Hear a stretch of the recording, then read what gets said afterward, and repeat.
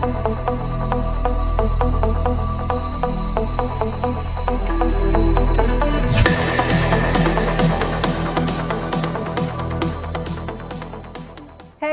everyone that's watching us. My name is Mukami Wambora. This is the WRC Safari Rally Kenya 2024 and today we are on location.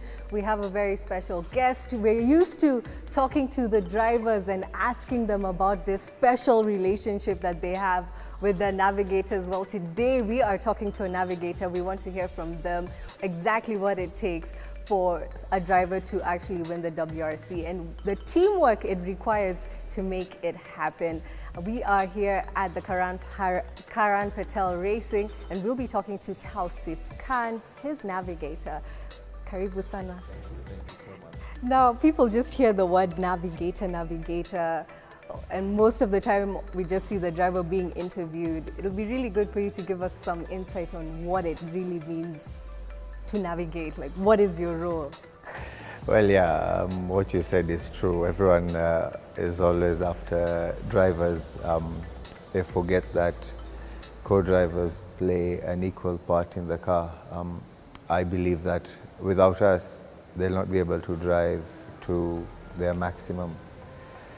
Well, for me as a co-driver, there's a lot that goes into the preparation of the rally. So our job starts way before the rally itself, where you need to do documentation preparations, all the entry forms and all the logistics just in regards to the rally. From there, then we go into recce. You know, personally, that's I think the worst part for navigator. You know. When does that happen? So recce happens for WRC. It's going to be three days before the event itself. So we leave for Naivasha on a Sunday, and then go and do all our documentation in Naivasha, get our road books, and for the rest of the day maybe just chill out and make a recce schedule or plan. But for such big events, there is a recce schedule that is already in place, which we have to follow. So day of recce, we go to the stages we are supposed to recce. Is this just you? No, both of us. Both of us. So from the time we now leave for WRC, like on the Sunday that I mentioned, I basically now take over in the sense that I tell Karan, okay, we need to go here, we need to do A, B, C, D. You're in more charge, or less, basically. I am in charge now. I make the calls. Yeah, for that time, yes, I am the captain. We have an amazing relationship. He is a good team player. So, as I mentioned, we then go for recce together to the stages we are supposed to. So when we're on recce, I have my road book with me, which is a guideline to where we are supposed to be going, and it gets us to the start of the first stage. Once you are in the stage, the same road book has danger notes because they don't give you pace notes. So as driver, co-driver, you make your own pace notes. And pace notes is how fast you move. Okay, so pace notes is basically, obviously, description of the road, I would say. It has distances, grading of corners, how fast, so there is fast, medium, slow. There is, depending on the angle of the corner, the driver is the one who grades them according to himself. So as for me, I'm writing what he's calling during recce. There are also bumps, jumps, ditches, holes. All these things are marked in your pace notes. So once you're on recce, I have my road book and I have my book where I'm writing the pace notes that he's actually calling out to me.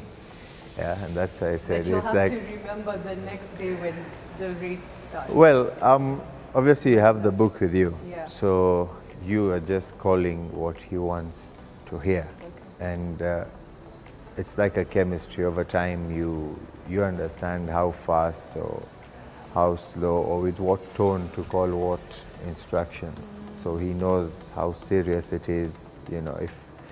If it's like a ditch or a max ditch, it'd be like max ditch. But if it's a triple caution ditch, your tone changes in the car, like, so he knows, okay, something serious is coming up. Yeah. So we go through the stages, make our notes, then we recheck on the second loop. So recce is 2 loops. So now when we are rechecking the notes, I am calling out to him what he had asked me to write in the book. And then we amend our notes. So sometimes you'd find, we use the number system. Sometimes you'd find maybe he had called a right 3 or a 3 right, and when we are checking our notes, we feel that, okay, we could actually make it a 4 or downgrade it to a 2, depending. It does happen sometimes. On recce, you would write a right as a left and a left as a right, because there's so much going on. You know, he's not driving at 10 kph. You're doing recce between 60 to 80 kph. So as he's calling, I'm just writing. Yeah. There are times, even if the stages are well marked, we hardly use the road book. I wouldn't even know which roads we pass, because if there's so much of information he's giving me, I cannot afford to miss out on anything. Yeah. So you just looking So down. I'm looking down, hitting bumps, jumps, your hands all over. Sometimes you're like, what was I writing here? You know? So that's when we make amendments on the second loop. And in the evenings now, once we are done with recce, I go and check my notes. So I sit and amend my notes, tidy them up, and then we watch a video, which we go through. So when we're on recce on the second loop, we do a recording. And once I'm done tidying up, we go through the same notes. Karan likes checking the notes, so there are times he does it himself. And there are times I join him, depending if I have a lot of notes to amend and do that. So I finish a stage, I give it to him, and he does it, which is really helpful for me, you know. Yeah. So, in those situations, because you said like sometimes your tone changes. Have you been caught in like a very dangerous situation? How did you guys react to it? Well, it does happen. There is, I think, a rally I had written a 5 instead of a 3, and it wasn't very clear. And I called it as a 5, so we came in flying and into the sugar canes, and he brought the car back. These things happen. It's again trust. You know, we trust each other fully, like 100%. If I'm going to tell him he needs to drive through this wall and will come out on that side, he'll just press accelerate. Yeah, and for me, I know I'll come out safe on the other side, you know. Because you're putting your lives in someone else's. Exactly. Like as a co-driver, it's the minute you sit in the car, you belt up, it's like, here, take my life now, do what you need to do with it. How have you built that trust over the years? Do you guys spend time together as well outside? How do you build that trust? Okay, so with Karan, obviously, it's been 10 years we've raced together. I think we spend a lot of time during rallies together, you know. Apart from that, lately now, yes, we do meet here and there, spend time together, but I think that trust for me came in when I could see he has control of a car. He listens, you know, it's very important. I think it's like a marriage, you know, in the car, a relationship. You have to understand each other, you have to trust each other, communicate. There's a whole there's a whole chemistry inside the car. You know, if you don't have that bond, then I don't think I feel like you're risking your life. Let's put it that way. Yeah. So what would you say some of your most memorable moments in the WRC? In the WRC? Yeah. Well, meeting all the world-class drivers is always something for us. Do you go and also get the navigator's autographs, or are you also fun bowing over the drivers?